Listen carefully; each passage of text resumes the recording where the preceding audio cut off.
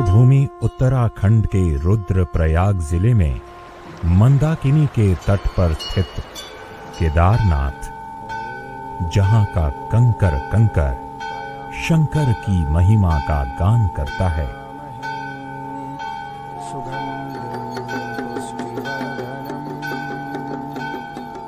जहां की वायु में अध्यात्म है, जो युगों युगों से मानव की आस्था का केंद्र रहा है।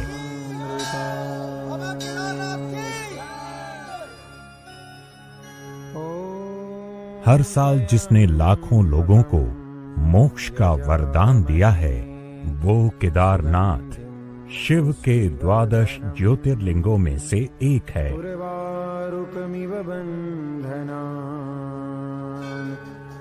पौराणिक आख्यान के अनुसार ये मंदिर महाभारत काल में बनाया गया।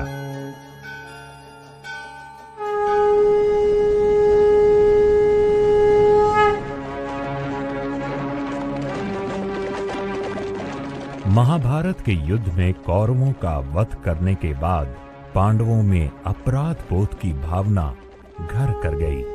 ऐसे में श्री कृष्ण ने उन्हें भगवान शंकर की शरण में हिमालय जाने को कहा। उसके बाद पांडव लोग यहाँ आए। यहाँ आने के बाद उन्होंने देखा कोई जीव जंतु कुछ भी नहीं था, लेकिन कुछ भैंस उनको दिखाई दिए। पांडवों के समझ में आया नहीं कि अब शिव जी का दर्शन हमें कहाँ से होगा। तब उनको ज्ञान हुआ हमारे शिव जी का एक दूसरा नाम पशुपतिनाथ भी है। तो उन्होंने सोचा हो सकता है कि शिव जी इन पशुओं में होगा जो भैंस थे वहां पर। तो उस भैंस को उन्होंने स्पर्श करने लग गए। एक भैंस उनको स्पर्श करने नहीं दिया। तब उन्होंने सोचा कि यही भगवान भोलेनाथ है। ये सोच करके उसको पकड़ने के लिए दौड़ पड़े। भैंस आगे दौड़ता रहा और पांडव लोग पीछे दौड़ते रहे। कुछ दूर जाने के बाद भैंस जमीन में घुसने लग गया। तब तक पांडवों ने जाकर के भैंस के जो पिछले भाग है, पृष्ठ भाग है, उसको स्पर्श कर लिया। स्पर्श करते ही शिव जी ने उनको ज्योतिर्लिंग रूप में पांडवों को दर्शन दिया है। शिव जी ने पांडवों की दृढ़ इच्छा शक्ति देखते हुए उन्हें समस्त पापों से मुक्त कर दिया। इस बीच भैंसे का सिर नेपाल के काठमांडू के पशुपतिनाथ में निकला। बाद में केदारनाथ और पशुपतिनाथ दोनों स्थान शिव के ज्योतिर्लिंगों के तौर पर प्रसिद्ध हुए। जहां केदारनाथ में आज उस भैंसे के कुबड़ की पूजा की जाती है, तो पशुपतिनाथ में भैंसे के सिर का पूजन होता है। केदारनाथ मंदिर के कपाट अक्षय तृतीया से लेकर दीपावली के बाद भैया दूज तक के लिए खुलते हैं और फिर वर्ष के अन्य भाग के लिए प्रतिकूल मौसम के कारण बंद कर दिए जाते हैं।